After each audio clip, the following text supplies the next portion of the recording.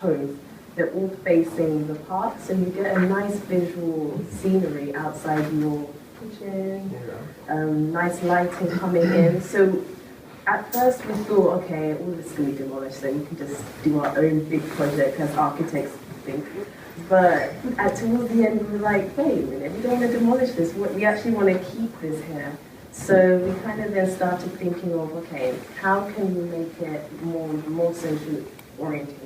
So most of us are thinking of like maybe designing a greenhouse or something that brings community together. Others are doing installations that bring people together. So things that bring the community together and not almost do what the council is, doing. The absolute opposite is just pretty much breaking the council, so breaking people together. So most of our work here, like the collages, research, they're illustrating the side of greenery, the beautiful nature of the actual area, how much green spaces there are that bring people together, as well as like the breakdown of what the council are pretty much doing to the area. So. Yeah, just like Crystal said, I think before we all went to the site, we all had this mental image overhead because we just heard the word estate, so we just all assumed it was going to be high-rise block of flats and just kids around until we actually got there, and I think we got a feel for the site and we actually understood with the layout and the tenants as well, got to interview quite a lot of tenants and see their perspective on the whole situation and what they like about the site.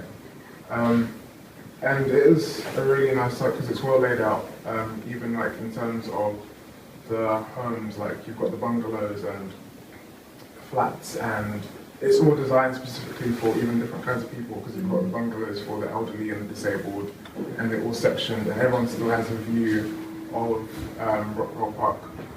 So I think with most of us, we all focused on different aspects, key aspects that we liked from the site, whether it was to do with vegetation, and I decided to focus on basically the breakdown of what the council are planning to do.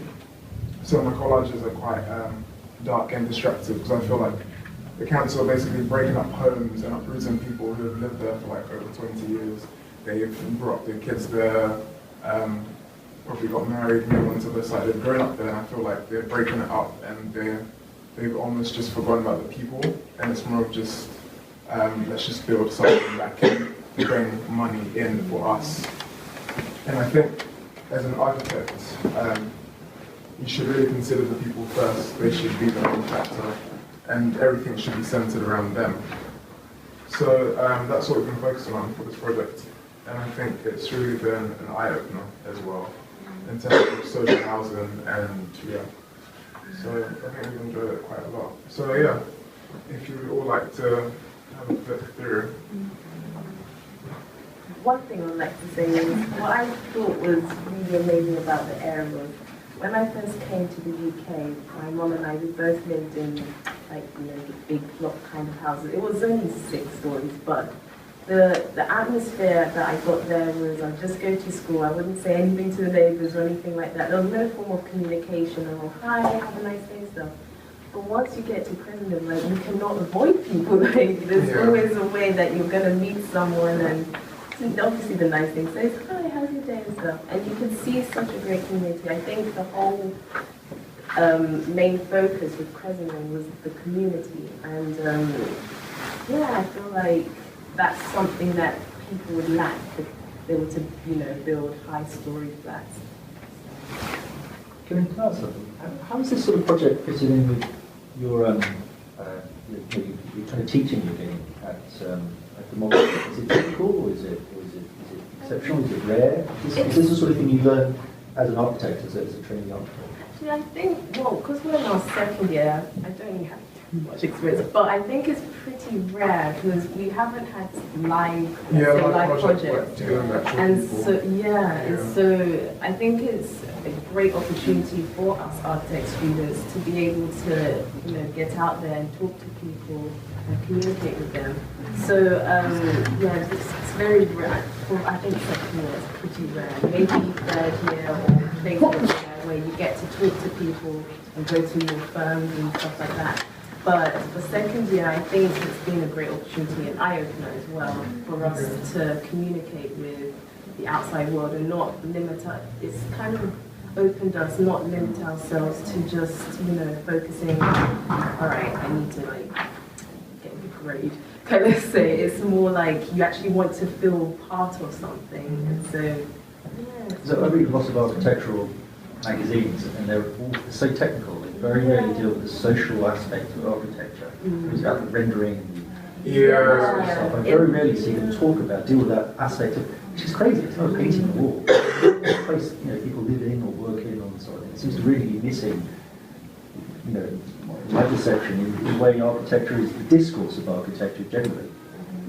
I think, following sort of from that, I think within the architecture institution, I think it's quite easy to get caught up and then stop at the idea of the concept.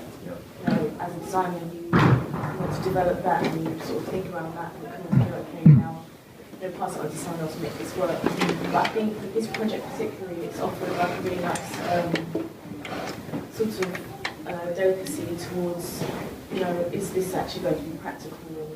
Because I think with everything, with architecture especially, it's all means tested, it's all social, especially, like with a lot of philosophers, they say you can't plan a city. It's sort of something that has to be means tested, and I think with this, we really had to think about, how in terms it will actually affect people.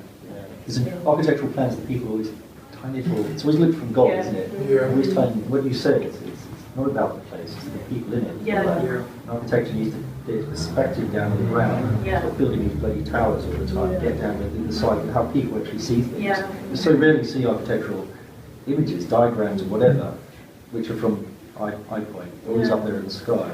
And I think that shows something about how architects are thinking about what they're building. We They say see as it well, plan. even with architectural photography, people usually just want the building like a ghost town, and we say, well, what's the point? Because the whole point of this is that we're creating it for somebody to use, so show it being used. I think that's something that we've sort of taken from it and hopefully put into incorporate.